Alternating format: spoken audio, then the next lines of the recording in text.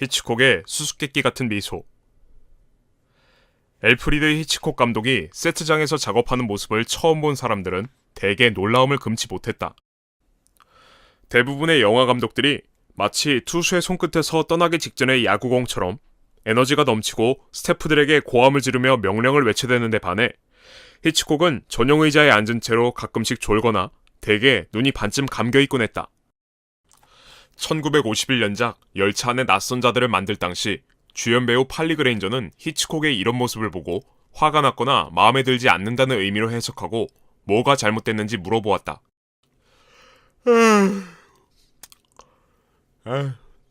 정말이지 따분하구만. 히치콕은 졸린 듯 대답했다. 제작진의 불평이나 배우들의 짜증, 그 어떤 것에도 히치콕은 동요하지 않았다. 그는 단지 하품하며 의자에 깊숙이 앉아서 무심한 태도를 보였다. 여배우 마거린 로구드는 이렇게 말했다. 히치콕은 우리를 감독하는 사람 같지 않았어요. 꾸벅꾸벅 졸고 있는 부처님이었죠. 얼굴에 수수께끼 같은 미소를 짓고서 말이죠. 히치콕의 동료들은 감독처럼 중압감이 심한 일을 어떻게 그토록 침착하고 초탈하게 해낼 수 있는지 신기하게 여겼다. 원래 타고난 성격이 그렇다고 생각하는 이들도 있었다. 냉혈기질을 타고났다는 얘기였다. 그건 속임수이며 겉으로만 그러는 채 하는 것이라고 생각하는 이들도 있었다. 진실을 아는 사람은 거의 없었다. 그는 영화 제작에 돌입하기 전에 세부 사항까지 철저한 주의를 기울여 일이 틀어지지 않도록 모든 채비를 맞춰놓는 사람이었다. 그는 통제권을 완전히 장악했다. 여배우가 변덕스러워도 미술감독이 못 믿어도 제작자가 아무리 간섭해도 당황하거나 방해받지 않고 계획을 밀고 나갔다. 그는 자신이 세워둔 계획을 절대적으로 확신했기 때문에 그렇게 태평하게 등을 기대고 졸 수 있었던 것이다. 히치콕의 작업은 어떤 하나의 스토리에서 출발했으며 때로는 소설에서 영감을 얻었고 때로는 자신의 아이디어로 시작되기도 했다. 마치 머릿속에 영사기가 있는 것처럼 그는 영화의 장면 장면을 거의 완벽하게 그려두었다. 그 다음 각본가와 회의를 열었는데 작가들은 이 일이 예사롭지 않음을 곧 깨닫곤 했다. 제작자의 설익은 아이디어를 가지고 각본을 쓰는 대부분의 경우와 달리 그들은 히치콕이 마음속에 가둬두었던 꿈을 종이에 옮겨 적기만 하면 되었다. 인물에 뼈와 살을 붙이고 대사도 썼지만 그 외에 별로 할 일이 없었다. 히치콕이 현기증의 각본 작업을 위해 세뮤얼 테일러와 처음 마주 앉은 자리에서 몇몇 장면에 대한 그의 묘사는 너무나도 생생하고 강렬해서 실제로 겪은 경험이거나 그가 꾼 꿈 내용 같았다. 그가 그려낸 영상이 너무나 완벽했기에 영화 제작 과정에서 일어날 수 있는 이런저런 갈등과 충돌은 원천 봉쇄되었다.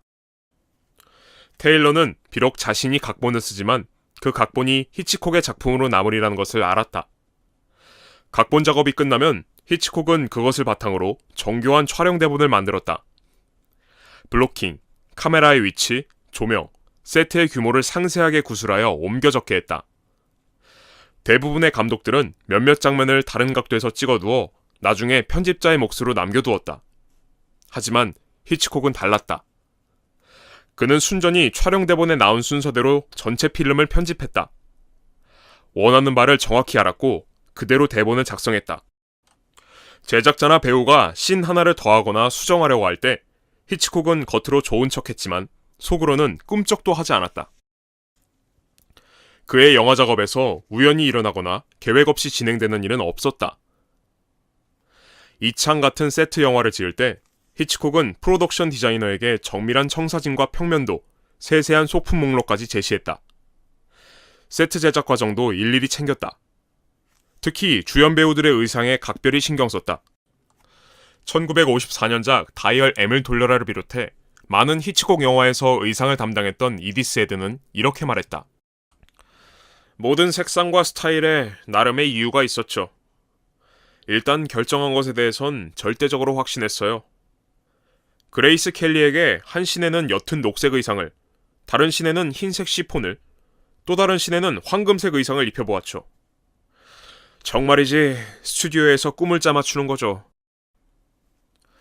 현기증을 찍을 때 여배우 킴 노박이 회색 의상 때문에 자신이 창백해 보인다면서 입기를 거부하자 히치콕은 그녀가 신비스러운 여인으로서 샌프란시스코의 안개 속에서 막 걸어나온 듯한 인상을 주었으면 한다고 대답했다. 그 말에 어찌 반박할 수 있겠는가? 그녀는 결국 그 의상을 입었다. 히치콕이 세트장에서 말없이 앉은 채로 반쯤 잠들어 있는 동안 출연진과 제작진들은 각자가 맡은 역할밖에는 보지 못했다.